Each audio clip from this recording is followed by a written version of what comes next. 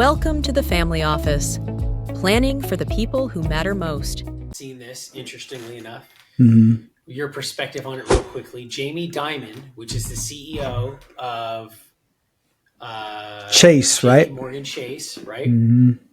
I did not know that he used to be, I knew he was, but I didn't know he was both. I knew he was the president, but I didn't know he was the COO of Citigroup. And he was doing a sales meeting or a sales recruiting or something at his house, and then he goes to the office and then he gets fired. They said by Citigroup. Really? Isn't that crazy? That's nuts. I didn't know that. What do you think about that turn of events, considering if you're Citigroup now or Citibank now? I mean, obviously Citigroup's not dying and they're not struggling, but to think at one point that was your president and your COO, who now is the CEO of the world's largest, most successful banking operation. You know that old adage, hindsight is 2020. But you know, yes. I look at it two different ways, because on the one hand, you don't really know the level of development one goes through when something bad happens. So who's to say that he would have progressed and developed the way he did had he not been fired from Citi? And the other side of it is, you know, you just don't know who you have at a particular moment in time, and everybody progresses, and you know they make changes and improvements, and so you know.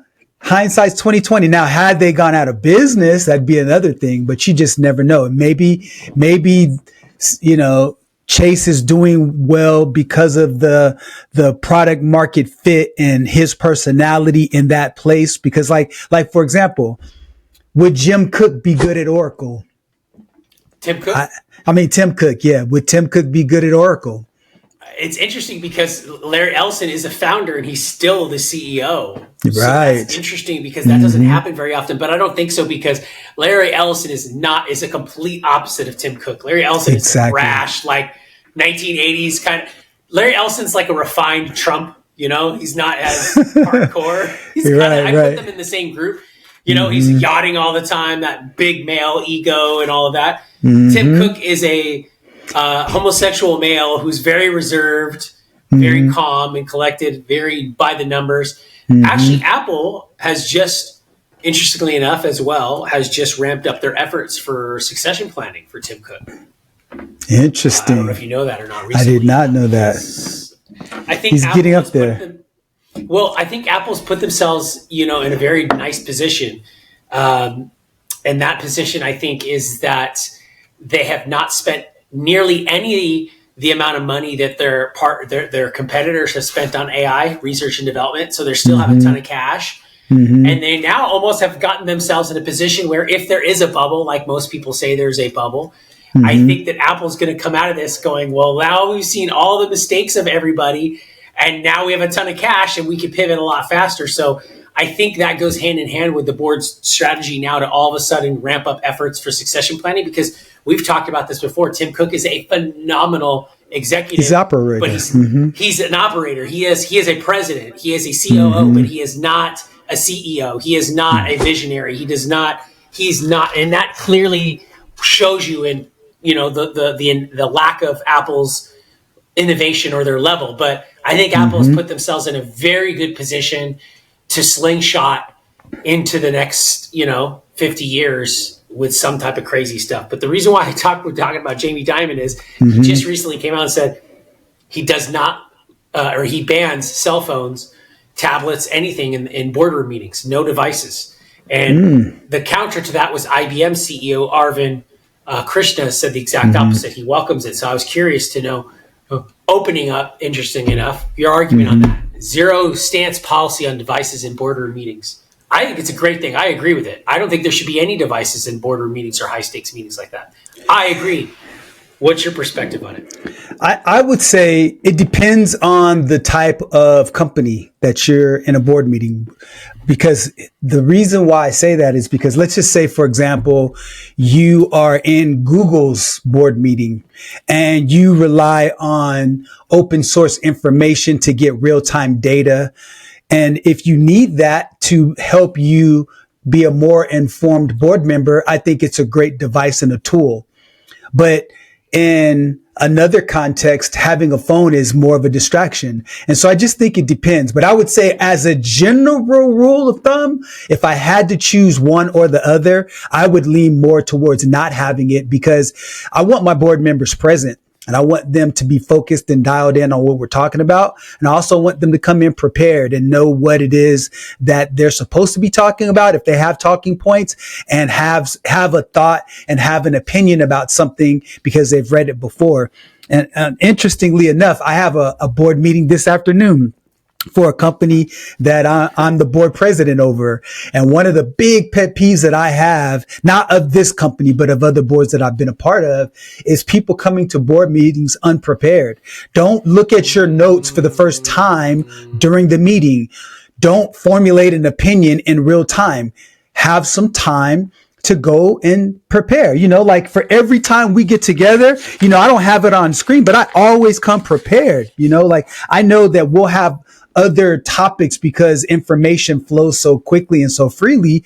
But if it's a topic that we've talked about before, I've done my homework. And so, having a phone in a board meeting could serve as a crutch to allow people that come unprepared to squeeze by. And so as a general rule of thumb, I say leave them out.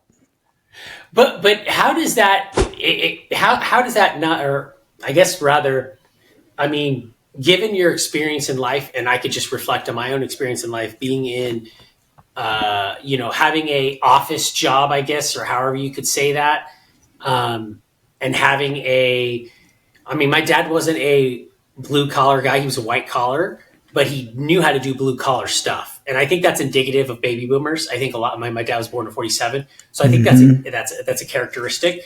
So obviously, I grew up watching that.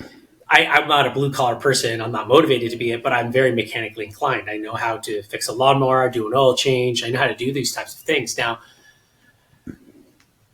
watching that and then going into the business world as soon as getting out of high school, you learn skills like email and business, business acumen or business procedures and protocols. How much of that can be attributed to skill sets where today, how much business smarts or business acumen are people even getting educated? Like you say, like be prepared. Like how much of that goes hand in hand with your business world experience or your education you got or how you were brought up versus how someone could just naturally know your numbers. Like everybody should know your numbers or come to a meeting prepared.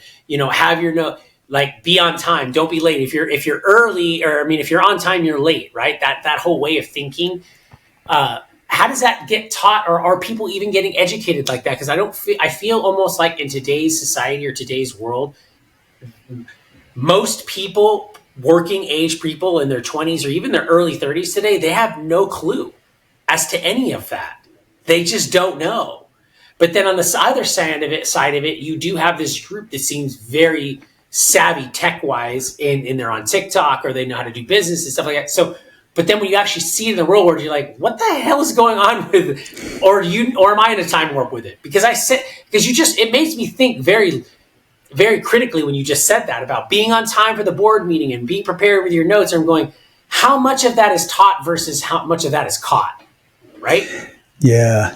I think that it's a very interesting generational divide as it relates to overall mindset and preparedness. And so what I mean by that specifically is that when you're talking about being prepared in a business sense, most of what you're talking about is caught.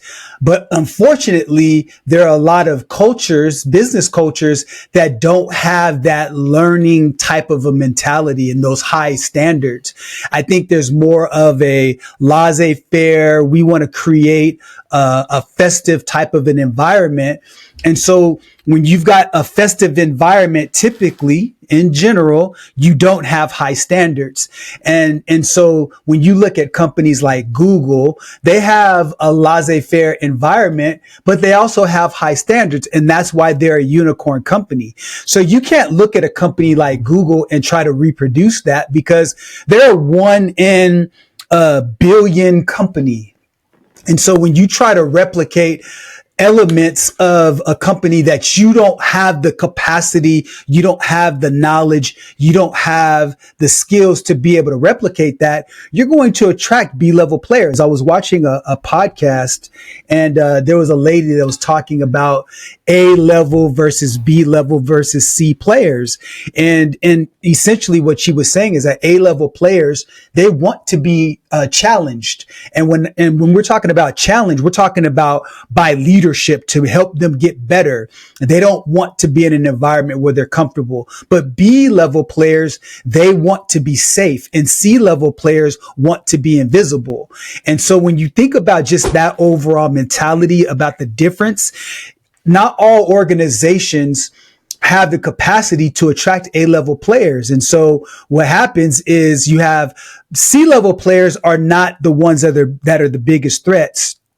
It's the B-level players, because they're the ones that are ambitious, but they're lazy. I remember us talking and having a conversation. I don't remember if it was on the podcast or not, but you talked about that. Ambitious people that are lazy, that don't want to put in the work and the time and the effort. Those are the biggest threats. Exactly. And I think what's happening is that there are a lot of B players that think they're A players, because everybody wants the success. Everybody wants significance. Everybody wants to have impact at some time.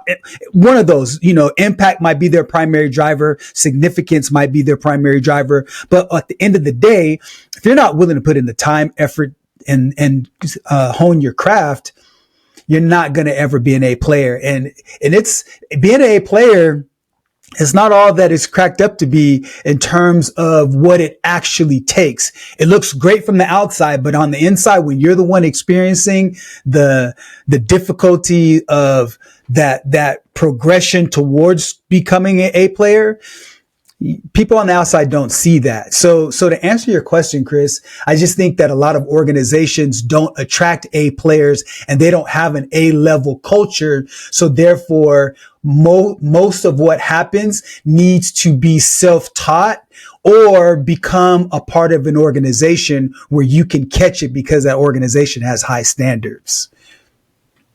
I almost think, like, when I hear that discussion, it almost to me is a complete argument for why DEI was so evil and so dangerous, in my opinion, anyways. Because, interesting. And I know we're not even supposed to talk about this today, but because that forces people or forces people into positions where they didn't do what they needed to do to get to develop, right? Or to develop those skills, or hone those skills, or go after it, or study. I just think of it in this way, where you're talking about A-level players. It's in C and B players, and you're categorizing all of them. And I'm going, it sounds exactly like, and if you've read leadership books, or you've been in a sales environment or a team environment, or you've built teams, now that I've looked back at it, I can tell you I lost so many sales teams that could have been. And I lost so many great sales people or leaders because I was trying to appease C's and B's. And those A's ultimately left because they weren't given the environment to be killers in, right? So that's kind of almost like me DEIing, like, oh, we got to give these guys a chance because, right? But in reality is that if I would have looked at it more pragmatically, and I would have went, look, we're an equal opportunity employer, right? Or equal opportunity, opportunity. We're an equal opportunity, right? So I'm not going to force these people out, but I'm going to make it known to cater to these types of people. And what's interesting about that, Len, is I would say my best years running a team like that in a sales team environment. My best years, meaning, and when I say best, I'm quantifying that in results, like measurable results for that specific type of business that would matter. Like, for example, your profit to, your P&E ratio or something like that, or your enterprise value or your gross sales or whatever. Those were my most successful years were those years where I shifted my culture and went and became more attuned and more aggressive in catering towards those types of people, types of what you described, more so than making it more inclusive. And I did lose some people that were with me for a while that were C's and B's, but I gained new A's. and I will say that made the ones that I had go even more and gave me some that I didn't even know I had. So I think that poses the argument for why DEI is so dangerous, because you put people where they don't really belong. So it has good merit, but again, you're putting people where they don't belong. You're sticking somewhere where they're not even equipped to handle that type of situation. It's like giving someone it's like giving a 50-year-old man who's only made $80,000 a year salary. It's like giving them $1 million salary. It's a crash and burn society. It's like a lottery winner, right? So, okay. I would say I agree with 90% of your points. And so let me start off with what I agree with, and then I want to talk to you about our point of divergence, so then we could get back on the same page so you understand where I'm coming from. So what I agree with you about is the importance of having an environment of high standards. What I agree with you about is having an environment where you attract the best players. What I agree with you about is having an environment where you hold people to the highest standard possible to have a successful organization, regardless if you're in sales, if you're in the corporate setting, regardless of those things. Our point of divergence is this notion of DEI. And so I want to make sure that you and I have a common definition of it, so that so that we're both operating from the same definition. So historically, the beginning and the genesis of DEI, or diversity, equity, and inclusion, was because there were groups of people that weren't given equal access to be a participant in different job, or different leadership positions or things like that. And so there were certain rules that were created to give other people access. So in my case, what I'm talking about are, people of color and women. And so what happened is, when you open up an opportunity for people who didn't have access, the goal is to attract people who are uniquely qualified to carry out those positions with the same level of expertise, with the same level of knowledge and information to be able to do that job.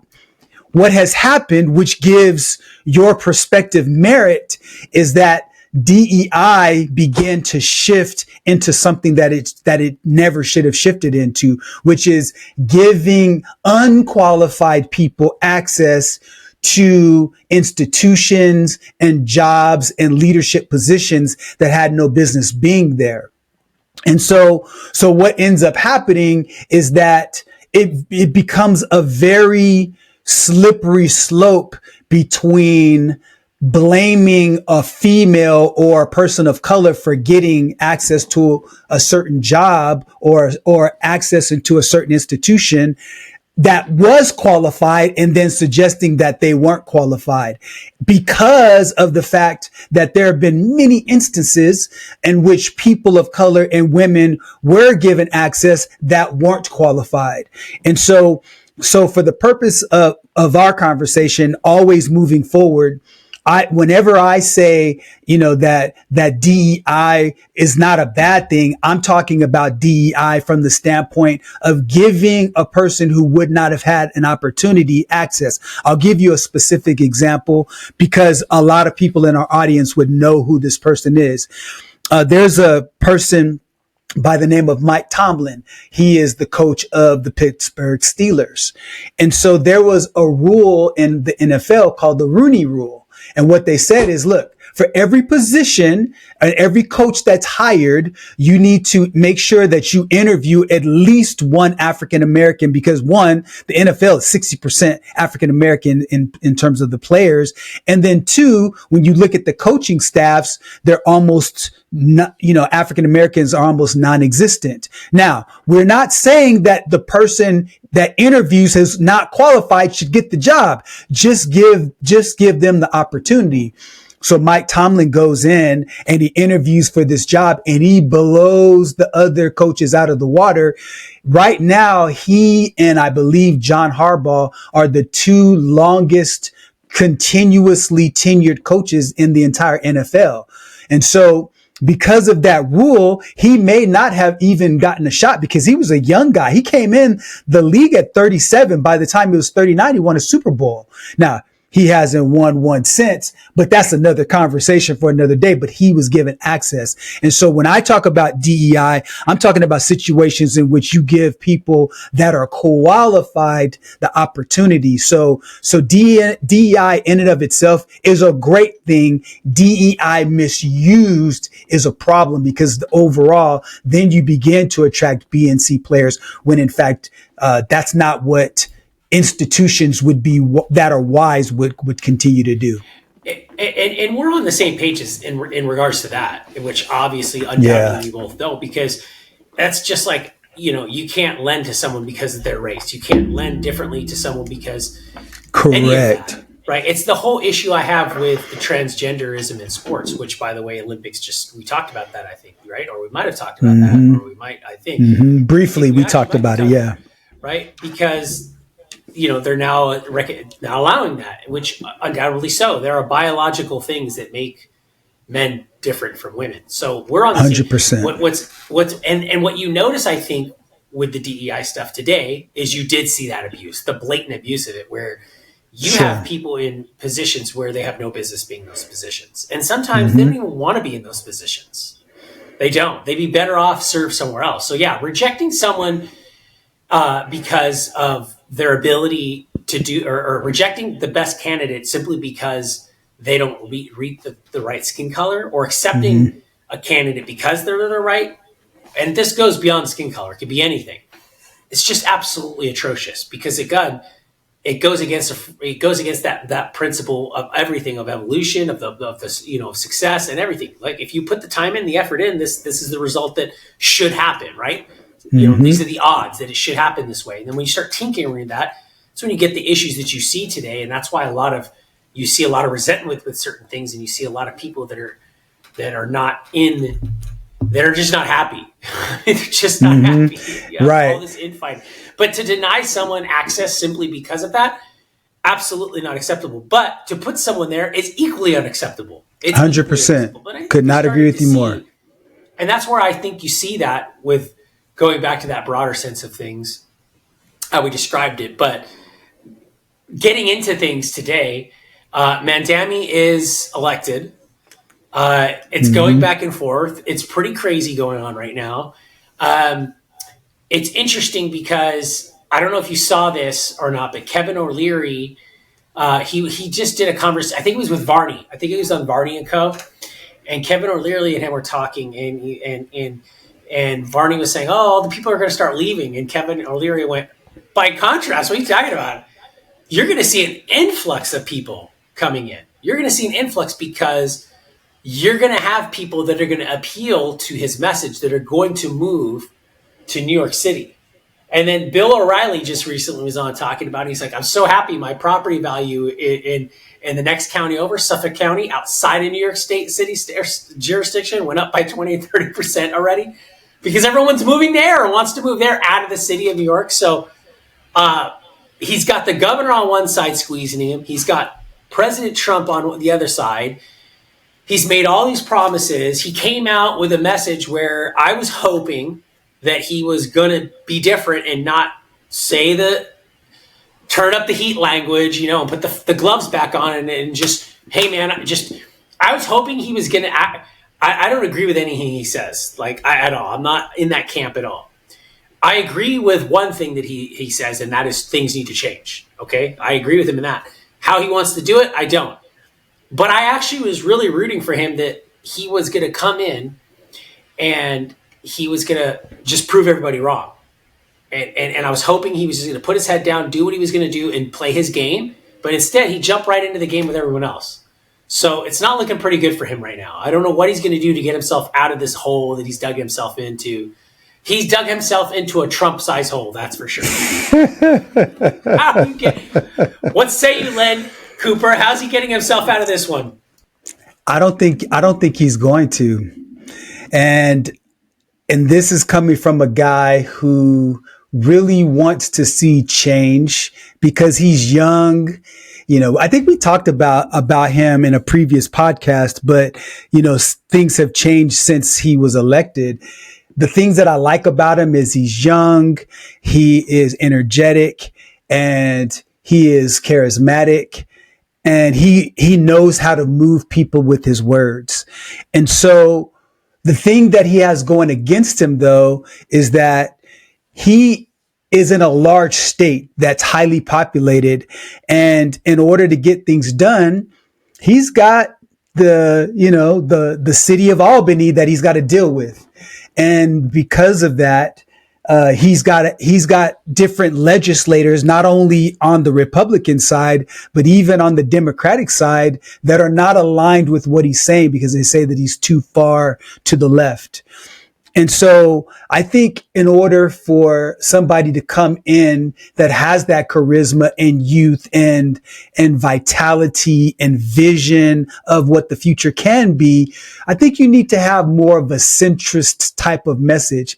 I believe he could have won if he would have come in with the centrist message. I don't think he won because he proclaimed to be a democratic socialist. I believe he won because of all those other things that I mentioned. So to your point, Chris, the emotions of it change. The emotion of it, the messaging of it, his ability to articulate. He's a phenomenal debater. Like he has all of the goodies of a great politician. And my son was just telling me when we spoke last week that he went to one of the local churches and spent some time there. And people were really excited about that because he's coming across as a person of the people. And so that's really what people want. People just want to be heard.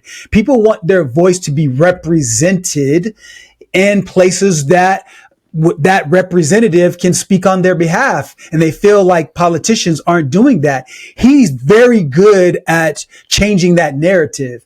And so I wish that he would have been more strategic in terms of how he created his alliances, because he's not aligned with anybody. And because of that, you can't be a rogue politician without alliances. You can when you're on the outside looking in, trying to get to office. But once you're in office, the nasty reality is that you've got to form the right alliances. You've got to have the right strategic approach. You've got to be able to have friends in the right places to get things done.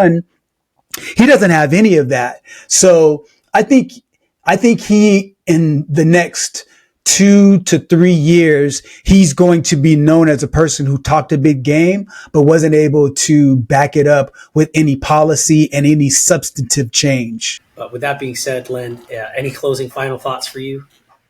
No, I would just say for those of you that are out there watching this, just continue to stay informed, continue to look at both sides of the issue. Don't get caught up in echo chambers.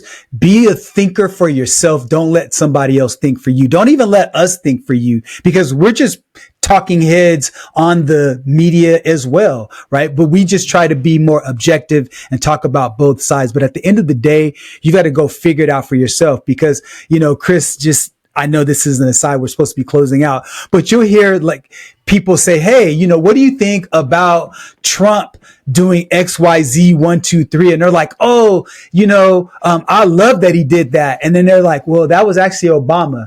And then they'll say, and then on the other side, they'll say, what do you think about, what Biden did with 1, 2, 3, 4, 5, 6? And they're like, that's the craziest thing. And they're like, well, that was actually Trump. And they're like, oh, well then, so it's like, don't be such an ideologue where you just fall for just one particular person just because you like them. Think for yourself and care about the issues and really understand that at the end of the day, as human beings, as critical thinking human beings, our number one search as it relates to these types of topics is to search for truth. And so that's really what we try to do here. So with that being said, Chris, I'll turn it back over to you to close us out, man. Absolutely. And you're absolutely right. Be informed, because then you can have a much more intellectual conversation. And when you're right and you have the facts, you can burn people a lot better. And that's always good. Everyone loves a good relative burning.